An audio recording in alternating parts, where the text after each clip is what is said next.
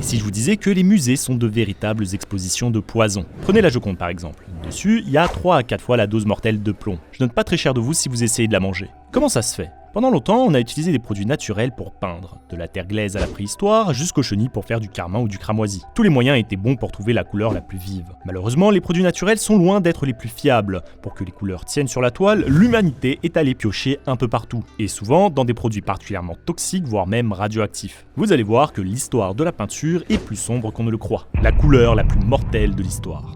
De nos jours, on sait que le plomb est dangereux. Une fois dans le corps, il s'attaque aux reins, aux os et au système nerveux. Suivant la dose, ça va de la perte de mémoire à la mort. On appelle ça le saturnisme. Mais à une époque, on n'en avait aucune idée. On a commencé à faire de la peinture au plomb dans la Rome antique. À l'époque, c'était génial. Ça séchait plus vite, tenait plus longtemps, résistait à la moisissure et à la corrosion. On en mettait même dans le maquillage. Ce sont les Grecs qui l'ont découvert sous forme de minerai de carbonate de plomb qu'on mettait dans des bocaux avec du vinaigre. On récoltait ensuite une poudre blanche qui se formait après une réaction chimique, la céruse. Eh bien ça, n'en ingérez jamais. Comme Vincent Van Gogh qui tenta de se suicider en mangeant de la peinture. Ça n'a même pas marché, ça a aggravé ses problèmes de santé et ça devait même pas être si désagréable que ça, le plomb donnant un goût sucré aux choses. De nombreux autres peintres ont payé très cher le fait de travailler avec le plomb. Michel-Ange, après avoir peint l'école d'Athènes, se plaignait d'avoir des calculs rénaux. Francisco Goya, qui utilisait parfois ses doigts pour peindre à la fin de sa vie, il souffrait de constipation, cécité, vertige et avait les mains tremblantes. Le plus triste, c'est encore le Brésilien Candido Portinari, foudroyé d'hémorragie intestinale. Il savait que c'était le plomb, mais il ne pouvait pas s'empêcher de peindre avec, tellement c'était beau. Il mourut 8 ans plus tard.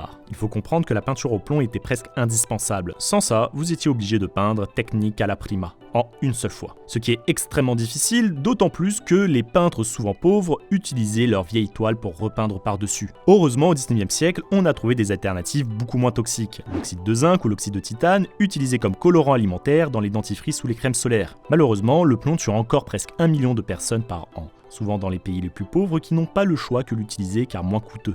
La couleur qui a tué Napoléon.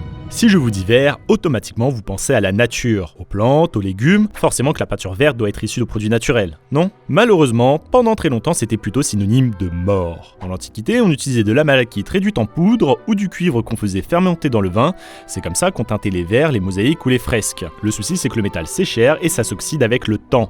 On retrouve encore ces pigments dans des manuscrits médiévaux, mais c'est surtout la couleur de certains toits ou sculptures en cuivre que vous connaissez forcément, on appelle ça le vert de gris. Il faudra attendre le 18e siècle pour qu'un chimiste remette le vert à la mode, grâce au vert de Chine. Le public adorait cette couleur, on en mettait partout. Peinture, papier peint, cire de bougie, jouets pour enfants et colorants alimentaires. Il y avait juste un souci, c'était de l'hydrogénoarsenic de cuivre, composé en partie d'arsenic. Un poison tellement mortel qu'on l'utilisait souvent pour faire la mort au rat. Il a fallu du temps pour faire le lien entre la mort des personnes fragiles et le fait qu'ils avaient un papier peint en vert de Chine. Cette couleur a même presque déclenché une catastrophe diplomatique. Dans les années 50, l'ambassadrice des États-Unis en Italie est tombée malade à cause d'un empoisonnement à l'arsenic. La CIA pensait que c'était un coup de l'Union soviétique, mais après enquête, ils ont retrouvé plein de pigments à l'arsenic sur le plafond de sa chambre. Elle en respirait continuellement pendant son sommeil. Rassurez-vous, en 1814, soit à peine 30 ans après la découverte du verre de Chine, on trouve une solution, le verre de Paris, une version améliorée. Plus belle, plus durable, comparable à un verre d'émeraude, tout le monde était conquis.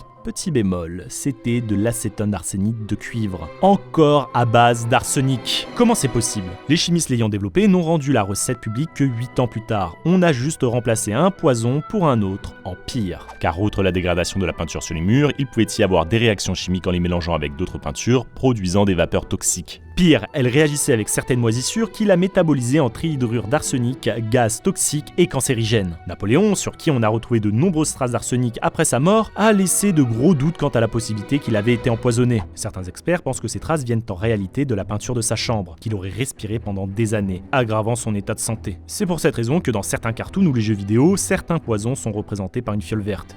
La couleur la plus radioactive.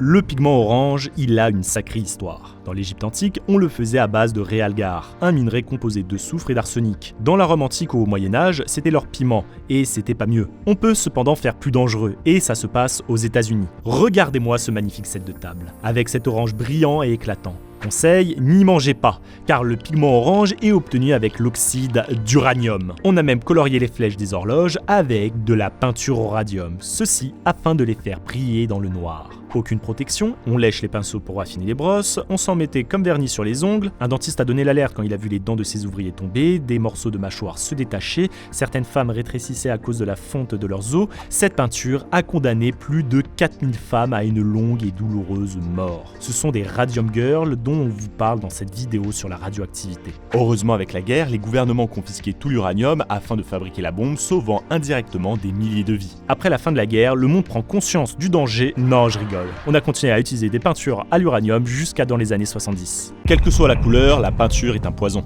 Si ces couleurs sont si dangereuses, pourquoi ne pas simplement mélanger celles qui ne le sont pas? Pour faire du vert, il suffit de mélanger du jaune et du bleu, non? Ça nous évitera d'aller chercher des minerais toxiques pour rien. Sauf qu'en fait, les couleurs primaires, rouge, bleu, jaune, ne sont pas moins dangereuses. Et le pire, c'est que c'est encore le cas aujourd'hui. Non, c'est pas comme dans Minecraft, on ne peut pas prendre du lapis lazuli pour faire du bleu. Si, ça se faisait un peu à la Renaissance. Léonard de Vinci en utilisait par exemple. Ça restait une pierre précieuse, donc très chère. C'est au XVIIIe siècle qu'un chimiste français découvre le bleu de cobalt. Beau et bon marché. Comme son nom l'indique, il y a du cobalt dedans. Un élément toxique et cancérigène. De nos jours, on a une version moins toxique, le bleu de Ibonite. Un mélange de calcium, d'alumine, d'oxyde de titane et de cobalt.